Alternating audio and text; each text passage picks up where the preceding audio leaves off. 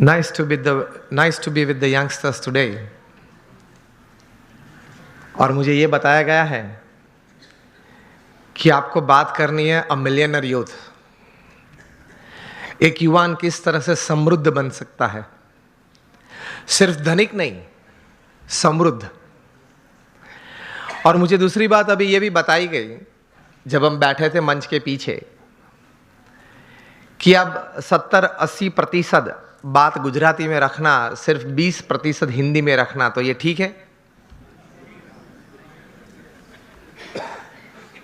क्योंकि मैं द्विधा में हूं, क्योंकि अनाउंसमेंट्स हिंदी में हुई, कुछ एक दो बातें इंग्लिश में हुई, और मुझे फिर ये बताया गया अभी कि आप 70-80% गुजराती रखना और 20% हिंदी रखना, और अंग्रेजी थोड़ी बोलना, ज्यादा मत बोलना। अब मैं द्विधा में हूं कि मैं कौन सी भाषा में बोलूं। I am comfortable with all the 3 languages. Gujarati में भी बोल सकता हूं, हिंदी में भी और अंग्रेजी में। ज्यादातर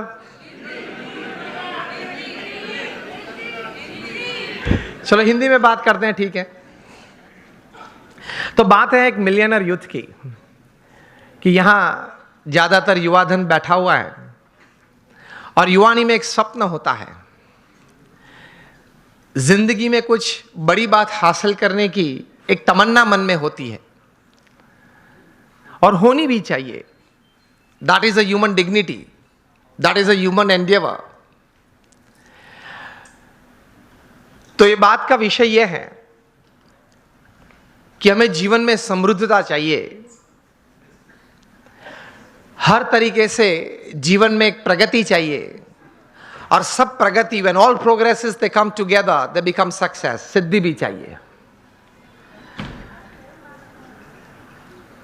कहीं सालों पहले होगी बात, 30-40 साल पुरानी, 30-40 साल पुरानी बात यह है कि थोड़े विचारक इकट्ठे हुए और उन्होंने कुछ ये सोचा, इतिहास के पन्ने देखते देखते कुछ बहुत सफल लोगों के जीवन चरित्र पढ़ते पढ़ते कि कहीं प्रसंग ऐसे बने कि ऐसे सफल व्यक्तियों के जीवन में कभी ऐसी बात थी कि उनके पास रिसोर्सेज सब अच्छे थे, प्लेटफॉर्म्स, बैकग्राउंड, सपोर्ट सिस्टम्स सब अच्छे थे, लेकिन कम सफल हुए या सफल नहीं हुए या बुरी तरह से भी उन्होंने जीवन में निष्फलता देखी। और दूसरी तरफ गौर करते हुए कुछ ऐसी भी बातें उन्होंने पाई इतिहास के पन्नों में से कि रिसोर्सेस कम थे, मतलब पढ़ाई भी थोड़ी कम थी, कुछ फैमिली सपोर्ट कम था, कुछ फाइनेंशियल बैकग्राउंड ठीक नहीं था, समाज में से भी सपोर्ट सिस्टम्स, प्लेटफॉर्म्स कम मिल रहे थे। इस परिस्थिति में भी इन लोगों ने जीवन में बड़ी सफलता पाई। तो ये सब विचारक द्विधा में आ गए कि कहीं बार रिसोर्सेज बड़े अच्छे हैं फिर भी योग्य सफलता नहीं मिली, कम मिली या निष्फलता मिली, और कहीं बार रिसोर्सेज कम थे तो भी ज्यादा सफलता मिली। तो मतलब रिसोर्सेज के अलावा कोई और भी कारण है जिसकी वजह से एक बड़ी इंपैक्ट जीवन में, इधर on the side of success और on the side of failure, it is seen, it is observed, it is experienced. 10-12 साल तक गौर करते करते ये सब विचारक पश्चिम की ये भूमि में एक निश्चित विचार पे आए कि whether you have lesser resources in life और more resources in life to attain all kinds of progress and thus success in life, उसकी गिनती थोड़ी कम है, लेकिन उससे ज्यादा गिनती है आपके जीवन के विचार, आपके जीवन का अभिगम। आप कोई भी परिस्थिति में, कोई भी संजोग में, किसी भी व्यक्ति के साथ कोई कार्य करते करते, कोई संबंध रखते रखते किस प्रकार के विचार रखते हो, इन परिस्थितियों में किस प्रकार का अभिगम आप रखते हो, that counts more in your success than resources. ये एक बात तैर हुई, ये एक बहुत बड़ी बात तैर हुई मनुष्य जीवन के लिए कि आपके पास जो रिसोर्सेज है, धन है, वैभव है, सत्ता है, बैकग्राउंड है, प्लेटफॉर्म है, उससे भी ज्यादा कोई एक फैक्टर जो काम करता है आपके जीवन में बड़ी सफलता के लिए, तो वो है आपके विचार और आपके अभिगम। तो ये विचार करते करते एक बहुत बड़े विचारक, अमेरिका के बहुत बड़े thinker and management Guru Jeff Keller ने एक पुस्तक लिखा, और इस पुस्तक में यही बात उन्होंने बड़े विश्वास से पूरे संशोधन के साथ बड़े अच्छे शब्दों में उन्होंने पेश की। और यह पुस्तक का शीर्षक उन्होंने लिखा, एटीट्यूड इज एवरीथिंग। मतलब जीवन में जो कुछ भी है वह आपके विचार और आपके अभिगम है। इस पुस्तक में जेफ केलर ने लिखा, I would suggest all of you to read this book, and especially the youngsters who are into family businesses or they are professionals. Attitude is everything. जो कुछ भी है वो अभिगम है। इस पुस्तक में वे लिखते हैं कि success begins in the head, so think right. विचार आप सही प्रकार के करें। दूसरे विभाग में ये पुस्तक में ये लेखक लिखते हैं, your words decide your personality and character. आपके जो शब्द हैं, जो आप बोलते हैं, वो आपका चारित्र और आपका व्यक्तित्व दोनों का निर्माण करता है। So speak wise.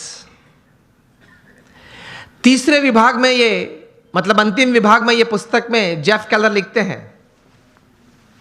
कि your actions actually produce results, so act purposefully. आप हेतु सभर वर्तन रखें। So think right, speak well and you act with purpose. यह अभिगम है आपका। और इस पुस्तक के सेमिनार्स जेफ केलर ने कहीं किए। Top class executives, Fortune 500 executives को उन्होंने ट्रेनिंग भी दी। और इनको सुनने के बाद, यह पुस्तक पढ़ने के बाद, हर एक व्यक्ति को अंतर में एक प्रतीति आई कि जीवन में शायद हमें रिसोर्सेस कम या ज्यादा हो, लेकिन हमारे अगर विचार सही हैं, हमारे अभिगम अगर सही और ऊंचे हैं, तो उससे जीवन में सफलता प्राप्त हो सकती है। तो एक बहुत बड़ी दिशा इससे मिलती है। एक अच्छा निर्णय जीवन में ले सकते हैं, इस प्रकार की एक ताकत यह संशोधन में है। Again, attitude is everything in life. Whether the resources you have are less और more, it counts less. What counts more is the type of attitude that you possess with people, with circumstances, with happenings, with work, counts more. इनकी गिनती ज्यादा होती है। तो अब हम सब यहां बैठे हैं। मैं आपको अगर यह प्रश्न पूछूं, how many of you want success in all walks of life? आप हाथ ऊंचा करें। यहां बैठे हैं आप सबको मैं यह प्रश्न पूछना चाहता हूं कि आपको जीवन में हर तरह की सिद्धि चाहिए या नहीं? If yes, then raise your hands. सबको चाहिए, लेकिन हमारे लिमिटेशंस ये हैं, सोच की मर्यादा ये है कि हम प्रोग्रेस को सक्सेस मान लेते हैं। एक सबसे बड़ी हमारी भूल है जीवन में, समझना कहीं प्रकार की प्रोग्रेस साथ में आती है तब सक्सेस बनती है। Many types of progresses, they come together to bring success in life. Success is not just a good business. Success is not just a few relationships well set. Success is not just limited to a good health enjoyed. ये सब एक एक verticals हैं, वो progress है. और कहीं प्रकार की ऐसी प्रोग्रेसेस साथ में आती है, तब सक्सेस बनता है. इस प्रकार का सक्सेस हमें चाहिए. That at the end of your life, जब आप 80-90 साल के हो, तब आप अपनी छाती पे हाथ रख के बोल सके कि yes I lived my life. भगवान ने मुझे ये 70-80 साल का जीवन दिया था, 5-10 प्लस माइनस भगवान की कृपा से, लेकिन वो मैं जिया. I lived it. इस प्रकार का एक संतोष जीवन के अंत समय में आए, that is your life well lived.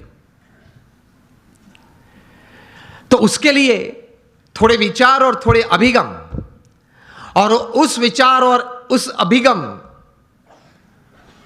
को बेस बना के, फाउंडेशन बना के, कुछ स्पष्ट प्रकार की वर्तणुक भी जीवन में चाहिए. Remember, success never comes overnight. It is one step at a time.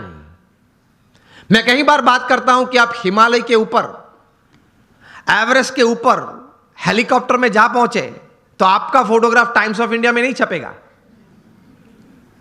वो कब छपता है? When you go from the base and you walk from the bottom. So success is not an overnight story. It is never a one-day story. तो ये विचार सबसे प्रथम जीवन में स्पष्ट करना है. आप कहीं लोग को देखते होंगे